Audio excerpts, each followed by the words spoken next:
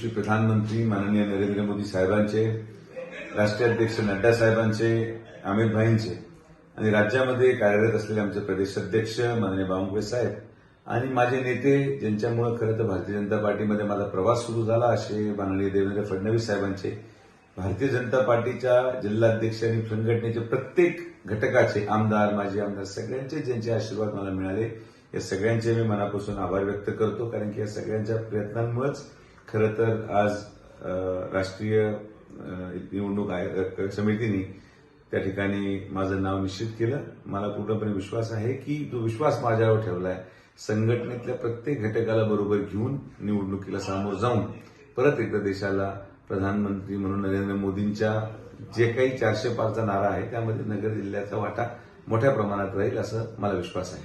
अनेक चर्चा गेल्या काही दिवसापासून सुरू होत्या, आता त्या सगळं बंद झालं. चर्चा म्हणण्यापेक्षा पक्षामध्ये इच्छा व्यक्त करणं हे प्रत्येकाला अधिकार आहे. हा एक लोकतांत्रिक पक्ष आहे.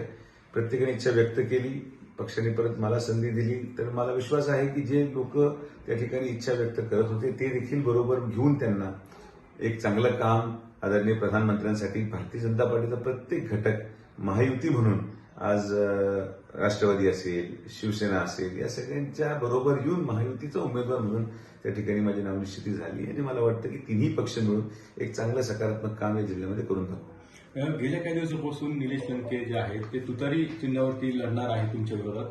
कुठेतरी प्रवेश यांचा लवकरच होईल असं देखील बोललं जाते. म्हणजे ही थेट लढत होऊ शकते. त्यांचा विषय, त्यांना काय निर्णय घ्यायचा तो त्यांचा व्यक्तिगत प्रश्न आहे. त्यावर मी काही टीका टिप्पणी करणार नाही.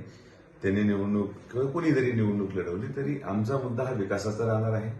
जो काही मागच्या 5 वर्षामध्ये आदरणीय प्रधानमंत्र्यांच्या माध्यमातून जो विकास झाला, मागच्या 1.5 वर्षामध्ये महायुतीच्या सरकारच्या माध्यमातून जो विकास झाला, हा सगळा विकास जनतेपुढे मांडून जनता पूर्णपणे विश्वास आदरणीय प्रधानमंत्र्यांवर ठेवून या ठिकाणी भारतीय जनता पार्टीचा आणि महायुतीचा विशिष्ट खासदार हा चांगल्या पद्धतीने निवडून येईल अशी माझी अपेक्षा आहे.